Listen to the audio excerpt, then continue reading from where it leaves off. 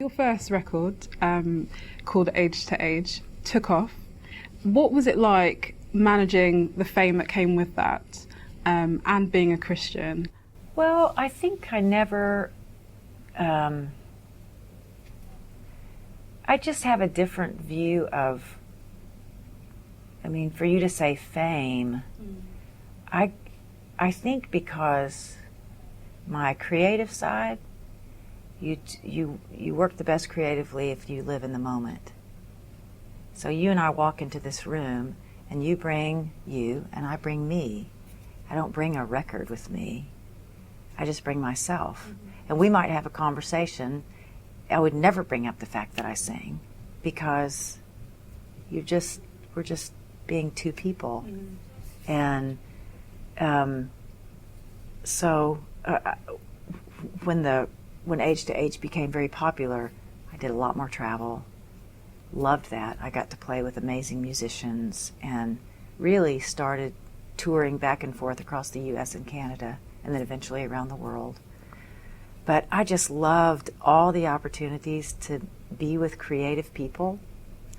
Many times I felt like I am the worst person in the room creatively, because I'm so grateful for my musical gifts, but they are, if I was on one of these really competitive shows where they've got to hit the high note and the crowd does a standing ovation, I wouldn't have made it. I'm a singer-songwriter.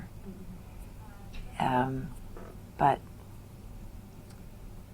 I think how being known has changed my experience in life is that when I meet a lot of people that feel very familiar with me, and so I tend to meet people and they put their guard down. They might tell me something very personal, and you would never tell a total stranger something personal. But I've had people tell me their life stories in airports, and I know that's because of music. Music makes you feel close to people. And that must be quite a responsibility as well, isn't it? And it's just fascinating. Yeah. So you're also the epitome of a working mum. And how do you balance being a mother with your career, which is still very much alive? Well, everything comes in waves. There are seasons that require a lot of touring. And when my children were younger, I took them with me. If they were in school, I would take a tutor. At a certain point, they didn't want to be on the road with mom. They wanted to be home. And so I cut down on my traveling. I would get on a tour bus for months at a time when we all traveled together. But now, unless I'm traveling a long distance, I'll just go out for a few days at a time. And I think sometimes I have not juggled it well. And I'm so grateful. My kids are all wonderful people. But I have told them from the time they were little, because I'm your mother, one thing you will become is independent. You're going to have to be able to take care of yourself. But I've had the same nanny for 23 years. And I think that kind of consistency helped them feel secure. Yeah. Now, what are some of the great life lessons that you've learned along your journey and still are learning? Oh, my goodness. Wish you'd asked me that last night so I could have really thought about it.